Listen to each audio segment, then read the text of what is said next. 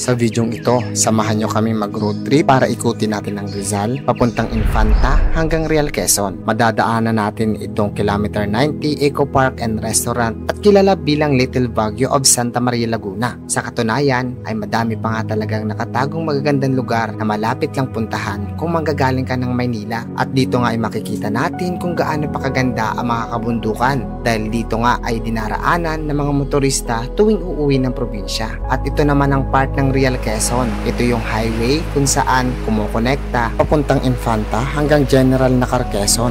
At samahan nyo na naman kami sa panibago naming adventure, and this is Calderon's Vlog, and watch this.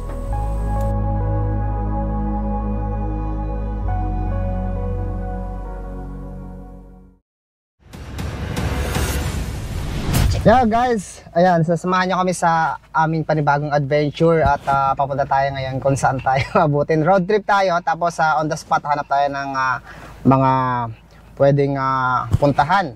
So ayan, samahan nyo kami and ride safe sa atin lahat. Bye. Bye. Kasama si Pang ito. Bye. Let's go. Bye. Bye. Nakap na ba? Ay, hindi pa pala.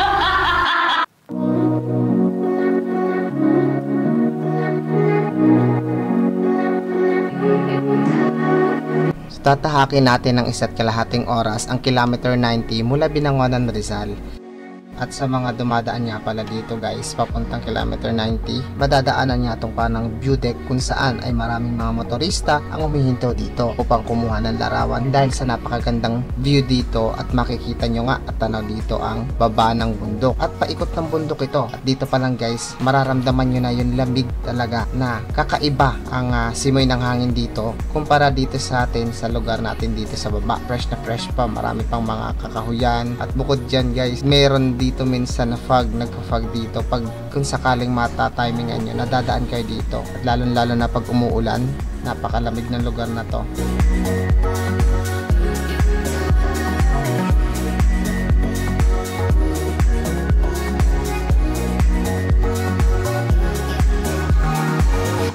So itong part na to guys na nakikita natin, itong may maliit na pangalan na ito yung kadalasan na hinihintuan din ng mga riders na nakalagay na Santa Maria, Laguna. So dito nagpipicture yung mga rider group para makita yung kagandahan, yung background mismo ng Santa Maria. So itong part na to, yan, may space dyan sa harap para huminto at mag-picture yung mga motorista.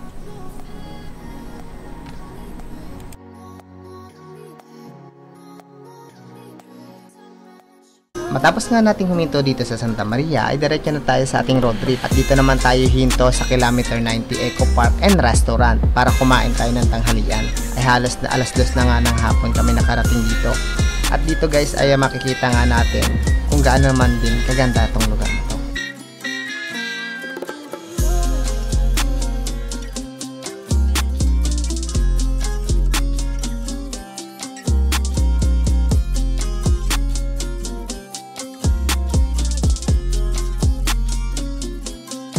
So guys, dito na tayo sa Infanta, Quezon at duman tayo nga dito sa kilometer 90. Duman tayo dito sa kilometer 90 dito sa part ng Infanta, Quezon at mapapansin nyo nga, andun yung arko ng nakalagay na Infanta, Quezon.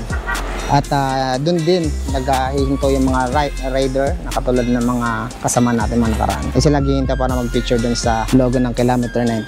Tapos dito ay kakain muna tayo bago tayo dumiretso ng Real Quezon. At pag-ikot natin ng Infanta, dito dadaan tayo diretso papunta na ng Quezon at ikot tayo ng Real. So road trip tayo, kain muna tayo. See you guys. Ay, sasabi natin dire-diretso. Pagod si Cordy. Cordy, mahal. Cordy. Cordy. Cordy. Cordy Gustong-gusto niya. Basta gala ka talaga no.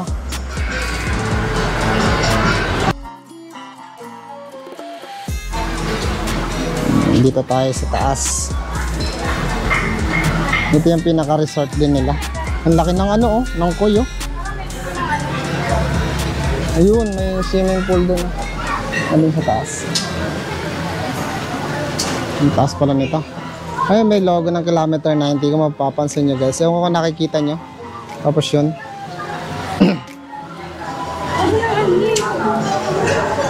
Mamaya picturean natin. Kuhanan natin doon sa baba mismo yung ano, yung lugar.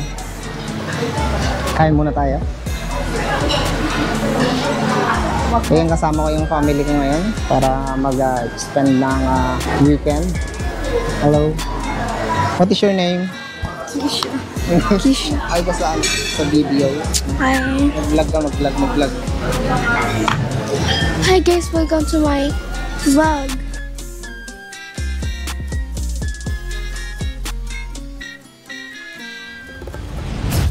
Ito yung tinatawag na kilometer 90. At kung mapapansin nga natin dito, no, meron sila ditong fish pond at kasama na din itong pool kung saan ay pwede ka rin maligo dito bukod sa meron silang restaurant dito.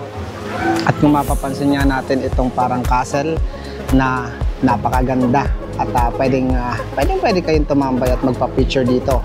Kasama na rin itong half moon. So dito sa taas merong makikita natin ay meron ditong sun at castle at yung logo ng kilometer 90 at yung half moon. So napakagandang view pag dito kayo sa taas.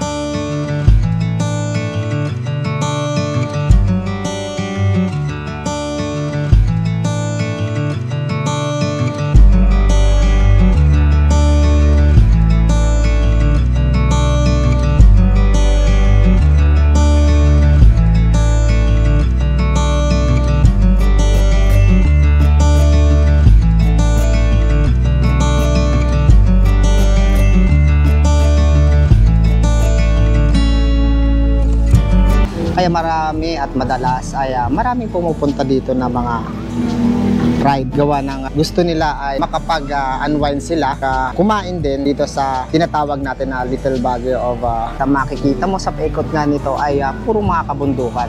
Sa mga hindi pa nakakapunta dito guys, ang hitsura nito ay parang isang natural resort at may mga halaman, mga pine tree na mga nakatanim dito. So yan, makakapag-relax ka at makakapag-enjoy dito. Diretso na tayo papuntang Infanta. Diretso tatatiko tayo ng Real Quezon. Tulin pa naman mga sasakyan dito. Tuloy-tuloy yung biyahe natin. Walang ulan ngayon kaya di hassle yung biyahe natin. Yo guys, tuloy na tayo sa ating travel papuntang Infanta, Quezon. And after natin kumain dito sa kilometer 90, tapos kita-kits tayo mamaya. And ikot na kami papuntang Real Quezon. Update natin kayo. Update namin kayo kung ano ang status dito. So far, yung daanan naman natin is okay naman at wala namang ulan. At maayos yung kalsada, walang traffic. So yan, enjoy lang.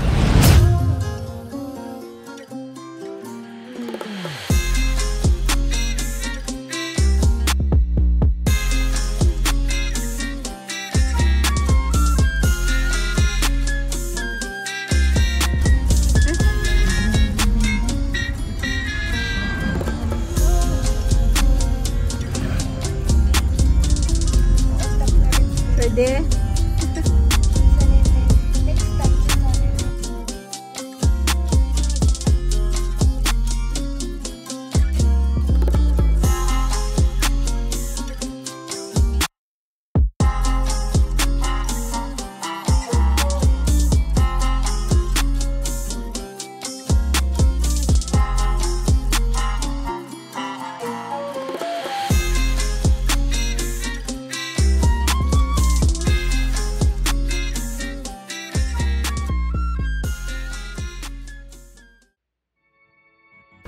Ito yung malapit na guys sa bridge kung saan ang tawag pala dito sa bridge na to, ito yung Kirusip Bridge dito sa part ng Infanta, Quezon.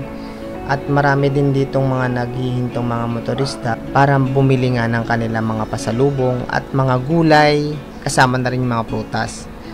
So ayan, dito sa tabing ng kalsada at makikita nyo sila dito. Ito guys, talaga dito sa part na to, punong-puno din ng kabundukan dito, halos paikot. At dito sa part na to ay malamig din. mapapansin nga natin, sobrang green pa ng mga kapunuan na makikita natin sa paikot na to ng bridge. So, yan, huminto kami dito. Talagang napakaganda, napaka-cinematic ng lugar.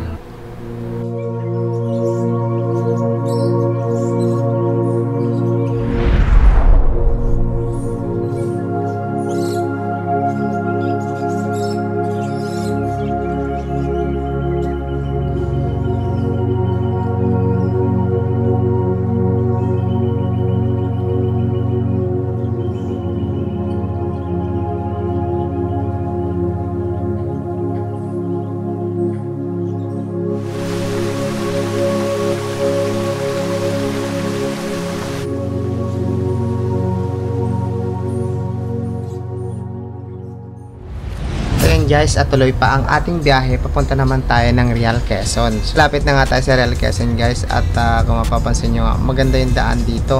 Hanap naman tayo ng mga tatambayan. So, habang bumaba ko sandali, hindi ko napansin. Ayun, iniwan ko muna yung GoPro ko at pinakaalaman pala ng mag-ina ko. Pero akala nila yung mic ay nandito. Pero dala-dala ko pala yung mic. So, yan, makipagkulitan muna sila sa inyo habang nasa baba ako ng sasakyan.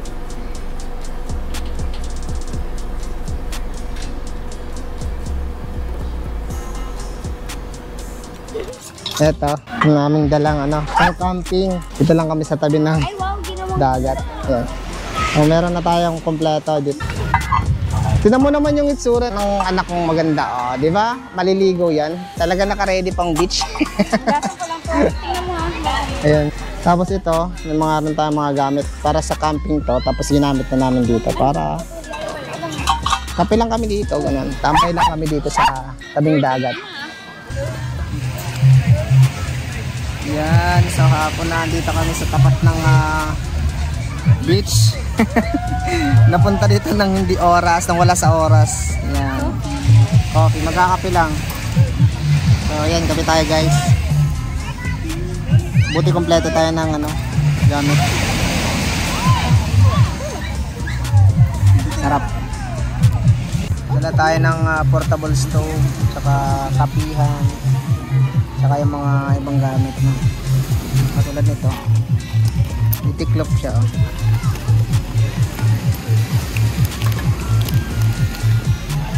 Towels.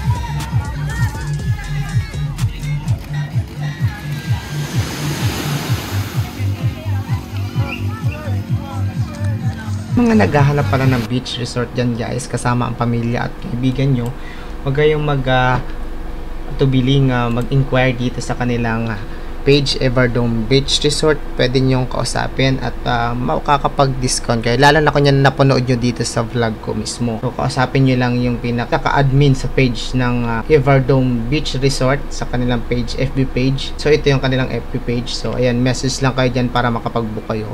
At mag-usap na lang kayo sa discount. Sabihin nyo lang napanood nyo dito kay Kyle Duran's vlog. Ayan.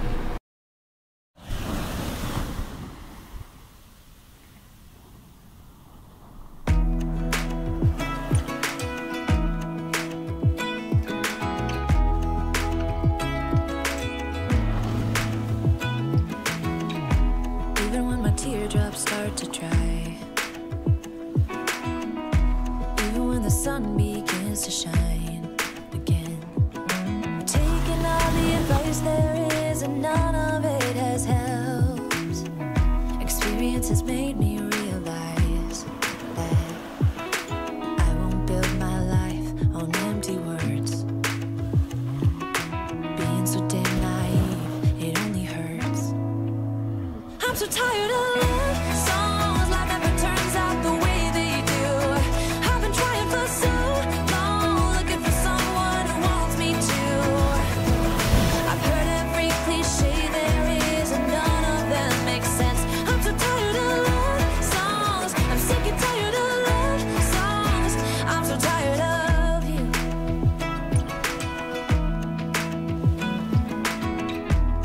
back on how I used to be. I always thought that love was made for me.